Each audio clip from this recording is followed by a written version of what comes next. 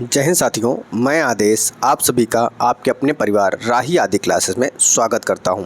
तो हम सभी यूपी पुलिस, एसएससी जीडी या फिर जहां पर भी हिंदी पूछा जाएगा उन सभी जगहों के लिए हिंदी का एक प्रैक्टिस सेट है जो कि 33 क्वेश्चन हैं। ये जो क्वेश्चन है वह घटना चक्र से लिया गया है। तो अब हम अपनी क्लास को शुरू करते हैं। बस आप लोगों से एक ही रिक्वेस्ट है कि क्लास को अधिक से अधिक लाइक कीजिएगा, शेयर कीजिएगा और क्लास को देखिएगा शुरू से अंत तक। तो हमारा पहला क्वेश्चन है कि किस विकल्प में शब्द श्रुतिसम भिन्नार्थक का सही अर्थभेद नहीं है। क्या बताना है कि सही अर्थभेद नहीं है। जरा जरा, नीड़ नीर, अनल अनिल, गज गज। यानी जरा का क्या अर्थ होगा? बुढ़ापा थोड़ा, नीड़ नीर का घोंसला पानी, अनल का अनिल का पवन अग्नि, गज और गज हाथी और माप। तो देखिए थोड़ा थोड़ा ही अंतर है। तो यहाँ पर कौन सा सही नहीं है? सी नहीं सही, क्योंकि अनल जो होता है वह अग्नि को कहा जाता है और यहाँ अनल का पवन दे दिया गया है। तो हमारा सी ऑप्शन ही गलत हो जाएगा। क्या हो जाएगा? गलत हो जाएगा। और जो अनिल है इसका पवन होगा, यानी पहले अग्नि दिया होता फिर पवन दिया होता तो सही हो जाता। अब चलते हैं अगले क्वेश्चन पे। तो हमारा अगला क्वेश्चन है, खिड़की खुलने से प्रकाश आएगा, इस वाक्य में किस प्रकार की अशुद्धि है। यहाँ पर हमें अशुद्धि बताना है कि खिड़की खुलने से प्रकाश आएगा। तो यहाँ पर कारक संबंधी अशुद्धि है, वचन संबंधी अशुद्धि है, लिंग संबंधी अशुद्धि है या वाक्य रचना संबंधी अशुद्धि है। तो यहाँ पर जो अशुद्धि है वह कारक संबंधी अशुद्धि है। खिड़की खुलने से नहीं, खिड़की खुलने पर प्रकाश आएगा, इससे के स्थान पर आना चाहिए। तो यह कारक चिन्ह की अशुद्धि है। यहाँ पर क्या होगा? अधिकरण कारक होगा जब पर विभक्ति आएगी तो। अगला क्वेश्चन है हमारा, निम्नलिखित में से किसके नाम प्रायः पुल्लिंग होते हैं। समुद्रों के नाम, नदियों के नाम, भाषाओं के नाम, तिथियों के नाम। तो किसके नाम हैं जो प्रायः यानी अधिकतर पुल्लिंग होते हैं?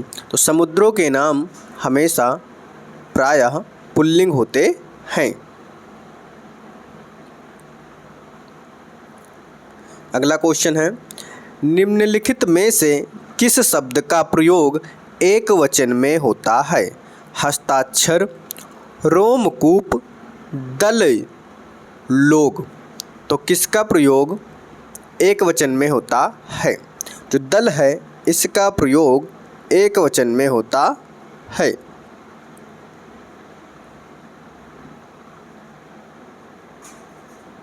अगला क्वेश्चन है, अलमारी में कपड़े पड़े हैं, रेखांकित शब्द में कौन सा कारक है। तो रेखांकित पद क्या है? अलमारी में। तो यहाँ पर कौन सा कारक है? अधिकरण कारक, संप्रदान कारक, कर्ता कारक या कर्म कारक।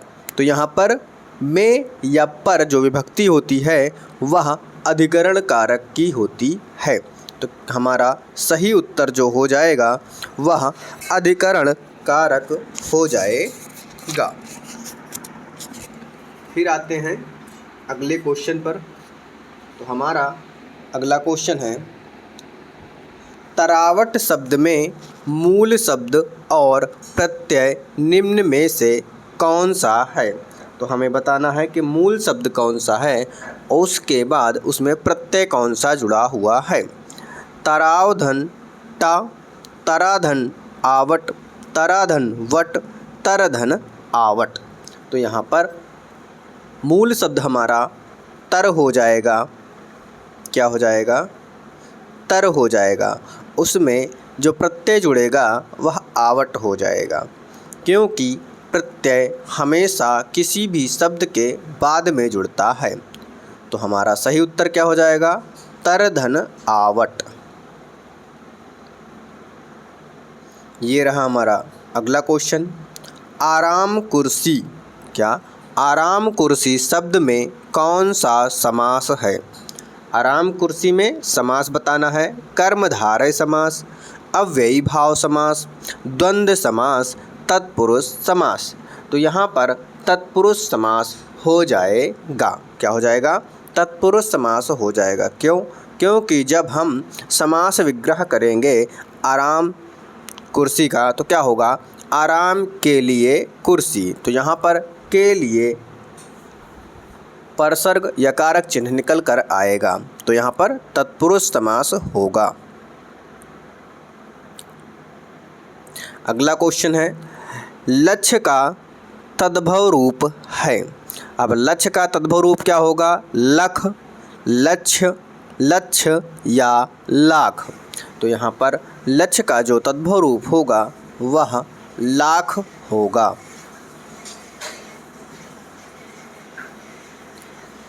अब हमें संधि बतानी है कि जैनेंद्र शब्द का संधि विच्छेद क्या होगा।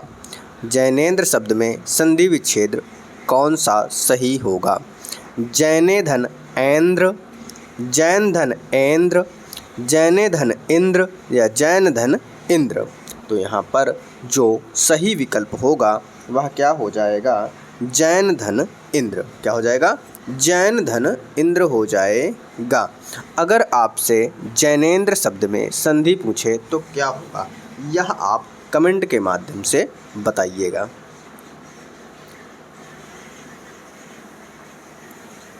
निम्नलिखित में से कौन सा विवरण चिन्ह है?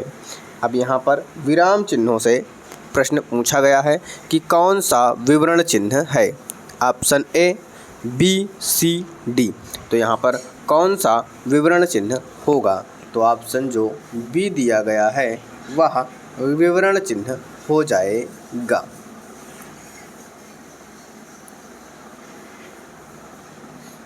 अगला क्वेश्चन है, निम्नलिखित में से कौन सा विशेषण संख्या को दर्शाता है? चौड़ा, दर्जन, 10 मीटर कपड़ा, ताजगी। तो यहाँ पर संख्या को कौन दर्शा रहा है? 10 मीटर कपड़ा। क्या कि 10 मीटर जो है वह कपड़ा है।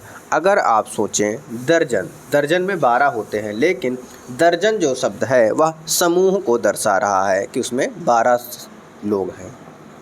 तो हमारा ऑप्शन जो है वह सी सही हो जाएगा। क्या हो जाएगा? सी सही हो जाएगा।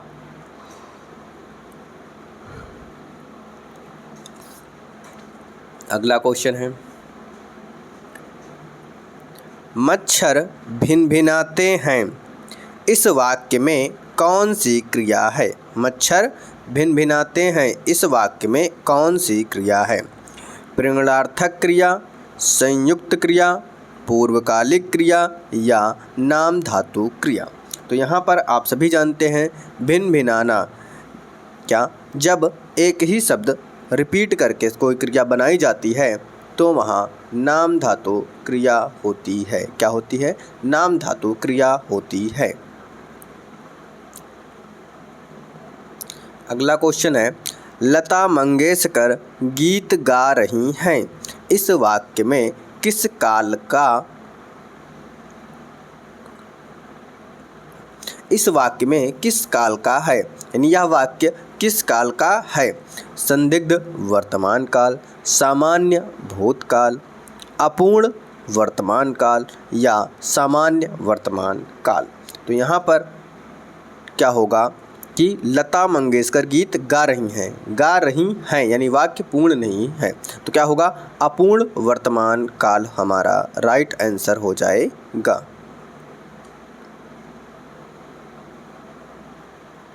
अगला क्वेश्चन है, मजदूरों द्वारा पेड़ काटा गया, मजदूरों द्वारा पेड़ काटा गया, इस वाक्य का वाच्य क्या होगा? इनमें से कोई नहीं, कर्तृवाच्य, कर्मवाच्य या भाववाच्य। तो यहाँ पर जब कोई वाक्य में के द्वारा आए तो आप क्या हो जाएगा जानते हैं, कर्मवाच्य होगा, जो कि एक प्रकार से ट्रिक जैसा समझ लीजिए। क्या होगा, कर्मवाच्य होगा। मजदूर द्वारा, मजदूरों के द्वारा पेड़ काटा गया तो कौन सा वाच्य होगा, कर्मवाच्य होगा। अगला क्वेश्चन है, ठिठक जाना मुहावरे का अर्थ निम्नलिखित में से कौन सा है।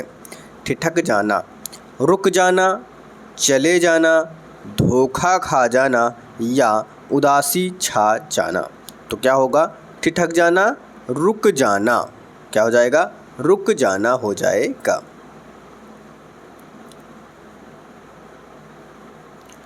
अभिज्ञ शब्द का विलोम शब्द क्या है। अभिज्ञ शब्द का विलोम बताना है, क्या होगा, अनभिज्ञ, अल्पज्ञ, विज्ञ, सर्वज्ञ। तो अभिज्ञ का आप सभी जानते हैं विलोम जो होगा वह अनभिज्ञ हो जाएगा, यानी ऑप्शन हमारा ए सही हो जाएगा। अगला क्वेश्चन है, निम्नलिखित में से यानी निम्नलिखित विकल्प में से एक लोकोक्ति है, इसका चयन कीजिए। जो लोकोक्ति है उसका चयन करना है। जो गरजते हैं वे बरसते नहीं, आँख चुराना, आस्तीन का सांप, कठपुतली होना। तो यहाँ पर जो लोकोक्ति है वह क्या होगा कि जो गरजते हैं वे बरसते नहीं, ये हमारी लोकोक्ति है। बाकी तीनों जो हैं वह हमारे मुहावरे हैं। क्या हैं, वो सभी मुहावरे हैं।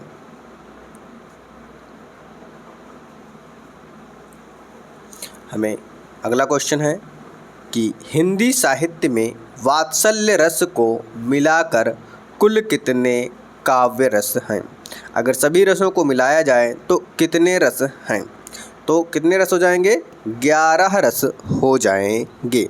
अब 11 रस कौन कौन से हैं यह आप ध्यानपूर्वक सुनिएगा।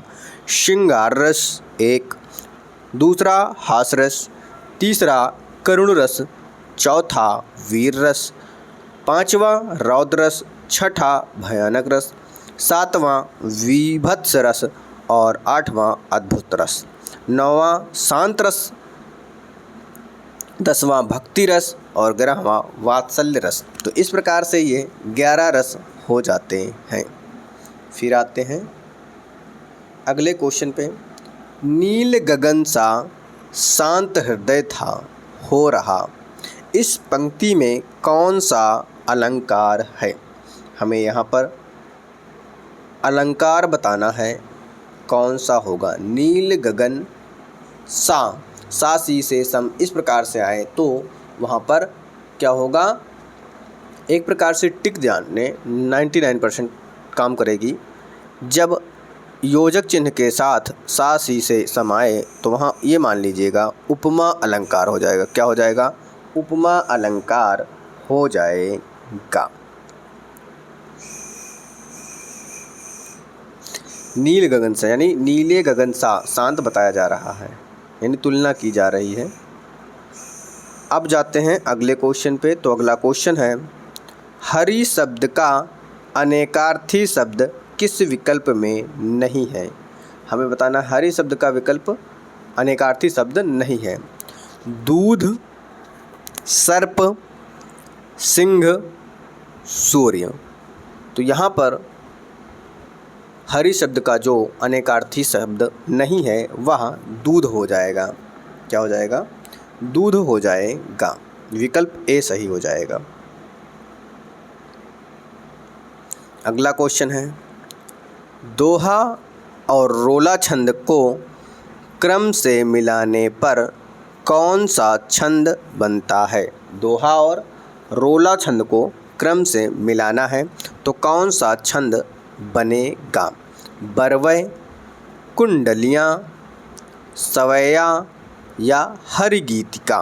तो कौन सा बनेगा, कुंडलियाँ बन जाएगा। क्या बनेगा? कुंडलियाँ बन जाएगा। अब आते हैं आगे हमें पहले इस गद्यांश को पढ़ना है, उसके बाद इस गद्यांश से संबंधित प्रश्नों को हल करना है। तो आप सभी भी इस गद्यांश को पढ़िएगा।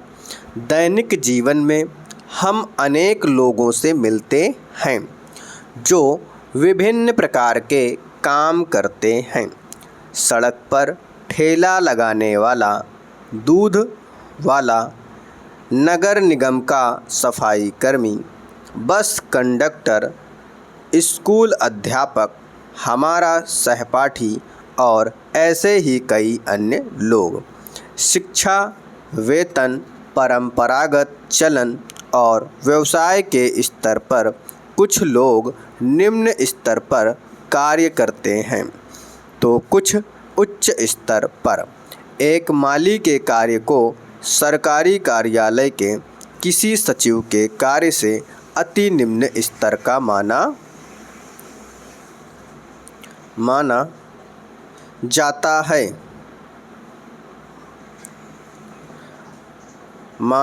है, किंतु यदि वही अपने कार्य को कुशलतापूर्वक करता है और उत्कृष्ट सेवाएं प्रदान करता है तो उसका कार्य उस सचिव के कार्य से कहीं बेहतर है जो अपने काम में ढिलाई बरतता है और अपने उत्तरदायित्वों का निर्वाह नहीं करता। क्या आप ऐसे सचिव को एक आदर्श अधिकारी कह सकते हैं? वास्तव में पद महत्वपूर्ण नहीं है, बल्कि महत्वपूर्ण होता है कार्य के प्रति समर्पण, भाव और कार्यप्रणाली में पारदर्शिता। तो ये रहा आपका गद्यांश। अब इस गद्यांश से संबंधित क्वेश्चन पे चलते हैं। तो क्वेश्चन हमारा है क्या कि कार्य प्रणाली में पारदर्शिता का तात्पर्य है काम करने के ढंग में बरती गई स्वच्छ सोच, काम करने के ढंग में बरती गई कुशलता, काम करने के ढंग में बरती गई दृढ़ता, काम करने के ढंग में बरती गई चालाकी। तो क्या है इसका तात्पर्य? काम करने के ढंग में बरती गई कुशलता, यानी हमारा बी ऑप्शन सही हो जाएगा। अगला क्वेश्चन है कि एक माली का कार्य सरकारी सचिव के कार्य से भी बेहतर है यदि दोनों के ऑप्शन है दोनों के काम की तुलना उनके पद वेतन से ना की जाए। सचिव अपने कार्य को कुशलता से करे, माली अपने कार्य को कुशलता से करे किंतु सचिव ढिलाई बरते। माली अपने काम को कुशलता से करे, तो बेहतर पूछा गया है सचिव के कार्य से भी बेहतर है यदि, तो यानी सही ऑप्शन हमारा क्या हो जाएगा कि माली अपने काम को कुशलता से करें किंतु सचिव ढिलाई बरतें, यानी हमारा विकल्प जो है वह सी सही हो जाएगा।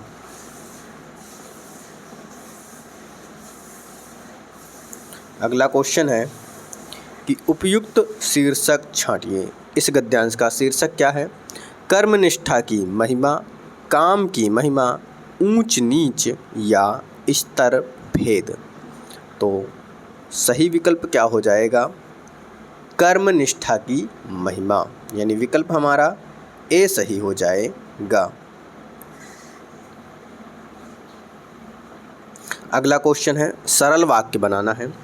दैनिक जीवन में हमें अनेक लोगों से दैनिक जीवन में हम अनेक लोगों से मिलते हैं जो विभिन्न प्रकार के काम करते हैं। दैनिक जीवन में हम ऐसे लोगों से मिलते हैं और वे विभिन्न प्रकार के काम करते हैं। ऑप्शन ए था। अब भी देखते हैं। दैनिक जीवन में हम अनेक लोगों से मिलते हैं और वे विभिन्न प्रकार के काम करते हैं। अब सी ऑप्शन है। दैनिक जीवन में हम विभिन्न प्रकार के काम करने वाले लोगों से मिलते हैं। डी ऑप्शन है, दैनिक जीवन में हम ऐसे अनेक लोगों से मिलते हैं जो विभिन्न प्रकार के काम करते हैं। तो सही विकल्प क्या होगा? कैसा बनाना था? सरल वाक्य कि दैनिक जीवन में हम विभिन्न प्रकार के काम करने वाले लोगों से मिलते हैं। तो ये हमारा ऑप्शन सी सरल वाक्य हो गया। बाकी संयुक्त वाक्य हैं। अब आते हैं अगले क्वेश्चन पे। अगला क्वेश्चन है हमारा, बेहतर शब्द के लिए पर्यायवाची शब्द क्या होगा? सामान्य, ज़्यादा अच्छा, बुरा या विभिन्न। तो बेहतर शब्द के लिए हमें पर्यायवाची का चयन करना है। तो क्या हो जाएगा बेहतर का? ज़्यादा अच्छा। क्या हो जाएगा? ज़्यादा अच्छा हो जाएगा।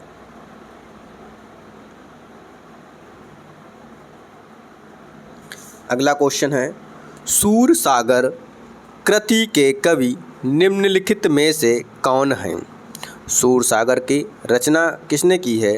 सूरदास, रहीम, केशवदास, रसखान। तो किसने की है?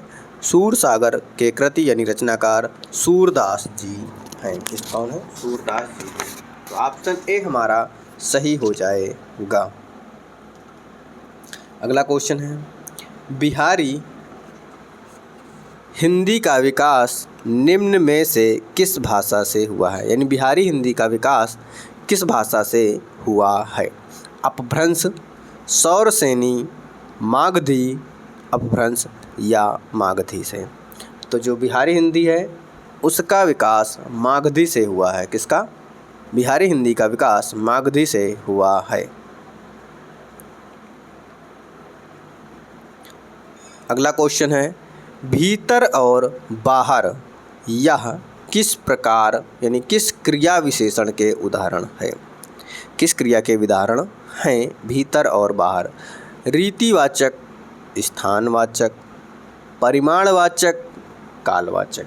तो क्या है? भीतर और अंदर या भीतरी और बाहरी या भीतर और बाहर, ये क्या है? स्थान है। स्थान को बताया जा रहा है। तो यह स्थानवाचक क्रिया विशेषण होगा। अगला क्वेश्चन है, मेघ शब्द का पर्यायवाची निम्न में से कौन सा है? मेघ शब्द का पर्यायवाची इनमें से कौन सा है? शफरी, शंभु, सूर्यपुत्र, नीरद। तो आप सभी जानते हैं मेघ का जो पर्यायवाची शब्द होगा वह नीरद हो जाएगा। क्या हो जाएगा? नीरद हो जाएगा।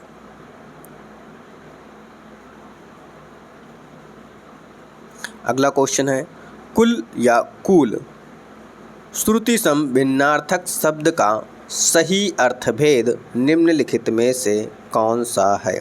शीतल, किनारा, वंश, किनारा, तट, शीतल, किनारा, वंश। तो यहाँ पर कुल और कूल का श्रमसूत्र भिन्नार्थक बताना है। तो क्या होगा? कुल यानी वंश, कूल यानी किनारा। तो वंश और किनारा हो जाएगा। अगला क्वेश्चन है, फेंक कर चलाया गया हथियार यानी फेंक कर चलाया जाने वाला हथियार वाक्यांश के लिए एक शब्द का चयन कीजिए। गुलेल, शस्त्र, भाला या अस्त्र। जो फेंक कर चलाया जाए उसे क्या कहेंगे? उसे अस्त्र कहते हैं। क्या कहते हैं? अस्त्र कहते हैं। अगला क्वेश्चन है और ये आज का लास्ट क्वेश्चन है, रामायण के रचयिता कौन हैं? तो ये क्वेश्चन को आप सभी जानते हैं। रामायण के रचयिता कौन हैं? वाल्मीकि, बाणभट्ट, वात्स्यायन, तुलसीदास। तो इस क्वेश्चन को का आंसर आप कमेंट के माध्यम से बताइएगा कि रामायण के रचयिता कौन हैं। तो आज की क्लास को यहीं तक रखते हैं। उम्मीद है आप पूरा सहयोग देंगे। क्लास को लाइक कीजिएगा, शेयर कीजिएगा। तो आज की क्लास यहीं पे समाप्त किया जाता है। आप सभी का इस क्लास में जुड़ने के लिए बहुत बहुत धन्यवाद।